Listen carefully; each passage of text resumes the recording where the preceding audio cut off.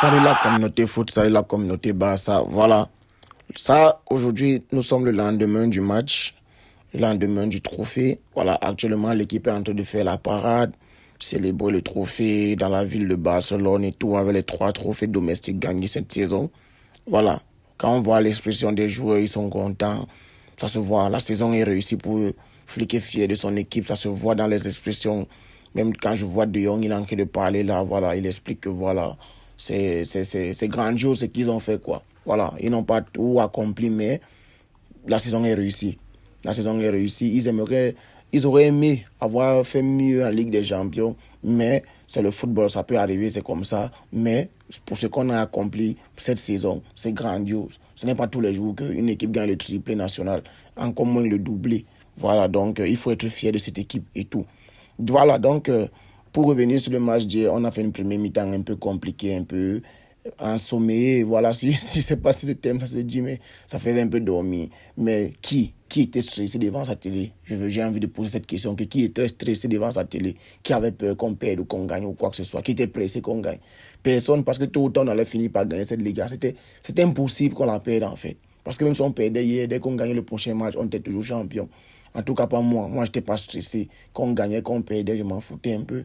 Et honnêtement parlant, comme j'ai dit hier dans mon débrief, j'aurais même aimé que l'Espagnol ouvre le score ou bien qu'ils nous mènent même 2-0 avant qu'on commence à vraiment jouer. Parce qu'ils ont eu des grosses occasions. Et je n'ai pas parlé de ça hier, mais Chesney a fait des grosses parades. C'est vrai que les attaquants d'Espagnol aussi, ils ont fait beaucoup le con. Mais sinon, Chesney aussi, le mérite lui revient. Il a fait des grosses parades hier. Parce que, honnêtement, quand je voyais les Espagnols, ils venaient dans notre surface, ils étaient en un contre un, ils devaient marquer. Moi, mon cœur ne battait pas. Parce que l'équipe m'a habitué que même si on nous mène, il n'y a pas de souci. Voilà, mais malheureusement pour les Espagnols, ils n'ont pas su profiter de leurs occasions avec un grand Chesney ou bien avec des gros ratés de leur part. Voilà, dans la mi-temps, 0-0. Et en deuxième mi-temps, quand j'ai vu Araujo est sorti, j'ai vu Baldé entrer. Ah là, je me suis dit, ah, c'est tout, on va gagner. Là, c'est parfait. Il n'y a plus de points faibles dans l'équipe. Et quand Fermin est entré, comme je disais hier aussi dans mon débrief, je me suis dit, voilà, le but qu'on a refusé au Mondri contre le Real Madrid, voilà, aujourd'hui, là, il va marquer. Et il mérite. Il mérite de la faire une grosse saison. Pour moi, même sur cette fin de saison, même au Classico, j'aurais souhaité que ce soit lui le titulaire parce que voilà, Olmo fait une fin de saison un peu timide depuis le match aller contre l'Inter. Olmo, c'est pas trop ça. Voilà, je voulais voir Fermin et tout. Mais sinon, mine de rien, au final, on gagne 2-0. Il y a Mal qui se fait couder au niveau du ventre et voilà, et le joueur adverse qui prend un rouge après que la VAR appelle. Il y a des gens qui disent sur les réseaux sociaux que ce n'est pas mérité comme carton rouge. Voilà, c'est vous qui voyez. Chacun fait son jugement. Mais sinon, le coup est intentionnel. Et c'est au niveau du ventre. Voilà. Donc, Yamal joue bien le coup. Je ne pense pas qu'il avait mal en réalité. Et il joue là comme moi. Quand moi, j'étais encore footballeur, voilà. J'étais un Luis Suarez. Et les adversaires connaissaient déjà, voilà. Donc, si tu veux pas te faire avoir, ne fais pas l'anti-jeu, quoi. Par exemple, c'est l'anti-jeu, tu as déjà couvert ton ballon, tu vas gagner la touche derrière. Pourquoi tu fais ça? Pourquoi tu lances ce coup de coude et tout?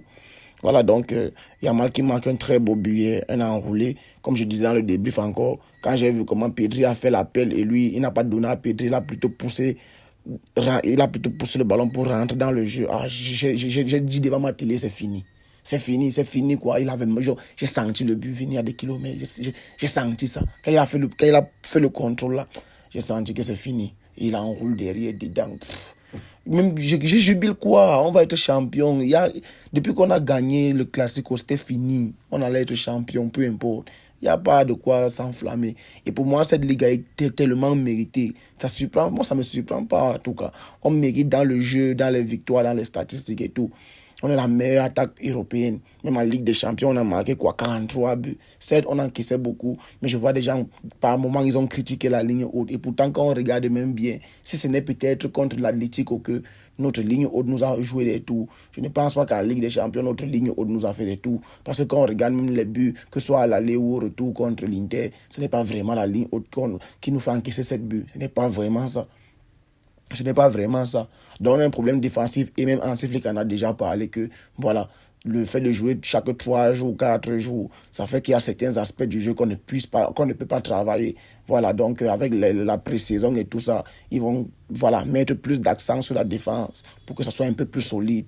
Parce qu'offensivement, on a confiance en l'équipe et tout ira pour le mieux offensivement. Il faut maintenant régler le problème défensif.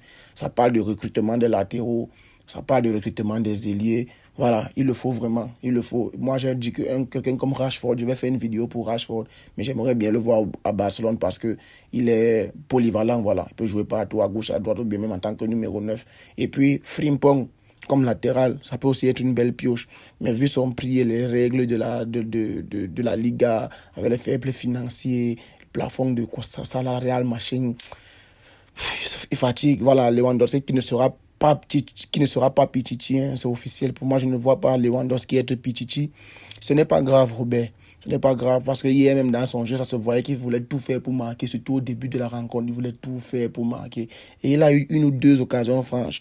Malheureusement pour lui, ça se voit qu'il n'est pas encore de retour à 100% parce que même contre l'Inter au match retour, j'avais fait le débrief où je disais que voilà, pour moi, Robert n'était pas de retour à 100%. Mais on se disait qu'on avait gagné, donc on s'est dit voilà, pourquoi pas le mettre dans le bain pour aussi prendre la température de la Champions et tout. Voilà, bizarrement et malheureusement, on perd derrière. Voilà, ce sont les choses qui peuvent arriver dans le football. Comme on disait aussi hier, c'est notre 28e Liga, c'est notre 9e doublé. Et depuis les années 90, il y a seulement l'Atlético qui a fait un doublé une fois. Le reste, depuis 90 jusqu'à nos jours, c'est nous la seule équipe en Espagne, voilà, qui a réalisé les doublés, quoi. Voilà, quand je parle de doublé, je parle de Coupe du Roi, plus la Liga espagnole, voilà. Et nous sommes l'équipe avec le plus de doublés. Nous avons 9 doublés.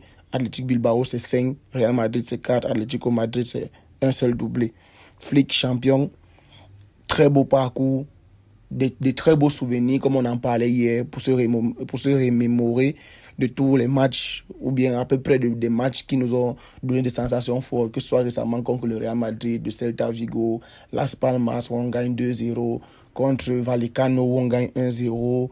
Voilà, tellement de matchs, le Betis où on fait match nul aller, retour, Celta Vigo on fait match nul à l'aller, Atlético qui nous tape à l'aller, Osasuna qui nous avait aussi tapé à l'aller, à Sociedad on se fait voler, Retafe c'est difficile mais on gagne à l'aller, on fait match nul au retour, autant de matchs en Liga, en Coupe du Roi, Ferran Torres qui nous a porté, c'est lui qui nous a offert ce titre, parce que même quand on est mené face au Real en finale, c'est lui qui part chercher l'égalisation, et puis derrière, mauvaise passe de Modric pour Brahim Diaz, et puis voilà, Koundé qui vient de délivrer le peu. Que dit en Ligue des Champions, comme je l'ai mentionné, nous sommes la meilleure équipe avec 43 buts marqués. Voilà, on est à 2 minutes d'une finale. Voilà, le manque d'expérience a fait en sorte qu'au lieu de chercher à gagner du temps, on a voulu encore marquer et tout, sans faire les replis derrière. Ce sont les choses qui peuvent arriver au football. Rojo, moi, je ne... Il est sorti blessé hier. Moi, c'est un joueur que je ne suis plus attaché à lui depuis très très longtemps. C'est un joueur qui joue. Oui, il est musclé, il a un tas de muscles et tout. Mais ça n'est même pas un avantage pour lui parce qu'il a montré que dans ce système où il faut jouer avec intelligence et précision, ce n'est pas son fort. Parce que même hier, il s'est fait avoir aussi une ou deux fois.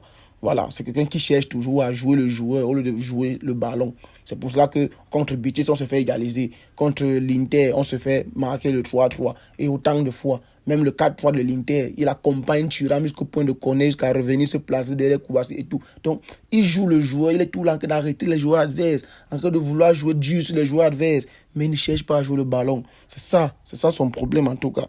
Voilà, donc les joueurs qui ont célébré hier dans les vestiaires, ils n'ont pas pu célébrer sur la pelouse parce que voilà, les supporters d'Espanyol, nos frères ennemis, ils trouvent que voilà, c'est méchant de notre part de célébrer devant eux. Voilà, donc même nos buts, on nous empêchait de célébrer hier. Même après la fin du match, on devait avoir normalement 2 minutes au moins pour célébrer notre titre. Mais bon, voilà, à la fin du match, Malu est entré dans les vestiaires pour éviter les embrouilles. On a même vu Flick, à peine on a sifflé le coup de sifflet final, il a demandé à tout le monde de rentrer dans les vestiaires. Les joueurs et le staff, ils ont voulu un peu se jubiler là.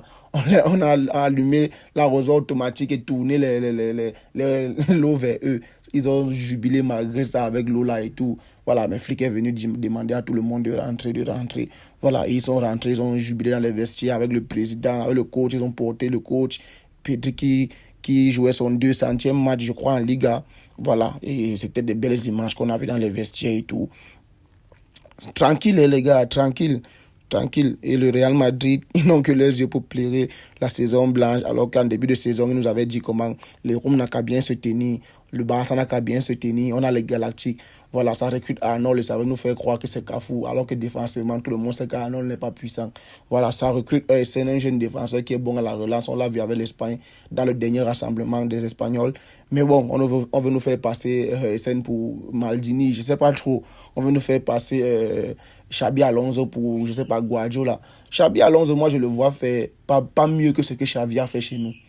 Je ne vois pas faire Xabi Alonso au Real Madrid mieux que ce que Xavi a fait chez nous. Xavi est venu avec c'était un coach qui avait ses idées de joueurs de ballon. Au Barcelone, il est venu trouver des joueurs de ballon. Il les a fait jouer au ballon. Voilà, sa première demi-saison, on jouait au ballon. Mais on avait tellement pris de retard avec Koeman en début de saison qu'on n'a pas pu gagner la Ligue derrière ou rien du tout. Même la finale de Super Coupe, on avait perdu face au Real et tout. Mais sinon, ça jouait bien. Ça avait même gagné au Bernabeu 4-0. Voilà. Et après la saison qui a suivi, certes, ce n'était pas flambant dans le jeu, mais Lewandowski avait fait un top début de saison. Ça nous a quand même permis de prendre les avances et de gagner la Ligue derrière. Voilà. Xabi Alonso arrive. À Leverkusen, il a les joueurs qui sont compatibles à ce que lui propose.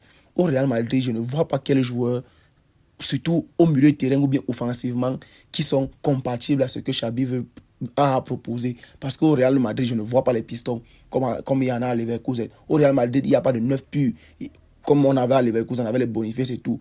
Les Vides, un joueur comme Vides. Celui qui peut jouer le rôle de Vides, c'est qui au Real Madrid? C'est Arda Güler. Mais Arda Güler ne peut pas jouer devant Bellingham. Voilà, donc il y a tellement d'incohérences. En tout cas, on va voir ce que ça va donner la saison prochaine. Mais moi, je ne suis pas hypé en tout cas. Mais bon, c'est leur droit. Quand tu es au point mort et que tu es dans le mal total, footballistiquement parlant, à chaque petit recrutement, tu t'enflammes et tu veux faire passer ça comme je ne sais pas quoi. Bon courage à eux. On se capte la saison prochaine et on va voir ce que ça va donner. Nous sommes dans une continuité et le mercato a démarré. Deco et Hansi Flick vont travailler sur ça. Voilà, et j'espère que je ne serai pas déçu. Voilà, donc voici, je suis tombé aussi sur un classement qui montre les stats des joueurs du Barcelone contre le Real Madrid sur les 4 confrontations qu'on a eues cette saison. Voilà, tout un effectif à stater contre le Real Madrid. Les défenseurs, les milieux, les attaquants, tout le monde a staté. Tout le monde. Donc, et aussi le seul trophée que le Real va soulever cette saison, c'est la victoire de l'Inter contre nous. Voilà, comme je parlais de Xavi tout à l'heure, voilà, on remercie Xavi, c'est lui qui a lancé Fermin Lopez, c'est lui qui a lancé Gavi, c'est lui qui a lancé Lamine Yamal, c'est lui qui a lancé Baldé, c'est lui qui a lancé Koubassi. Non, Gavi, c'est Coman qui a lancé Gavi. Mais sinon, Xavi a lancé Koubassi, Lamine Yamal, Baldé et Fermin. Je me rappelle quand Baldé était arrivé, il a même mis Jordi Alba au banc la saison surpassée où on gagne le titre. Yamal qui avait aussi fait ses débuts, Koubassi aussi qui fait ses débuts l'année passée. Premier match en Ligue des Champions, homme du match face à Osimhen. C'était juste extraordinaire. Fermin Lopez n'est plus à présenter. Et Flick, on demande à Flick quels sont ses meilleurs matchs cette saison avec le Barcelone. Il dit les 4 classiques qu'il a remportés face au Real. Et il a raison, parce que vraiment, quand on y pense, on voit que les 4 classiques, là, dans les 4 classiques, 3 ont été entachés par l'arbitrage. Parce que même en finale de Super Coupe, le but de Mbappé, il y a faute au départ de Vinicius sur le petit Casado. Mais on l'a vu, l'arbitre ne revient pas sur ça et le Real ouvre le score.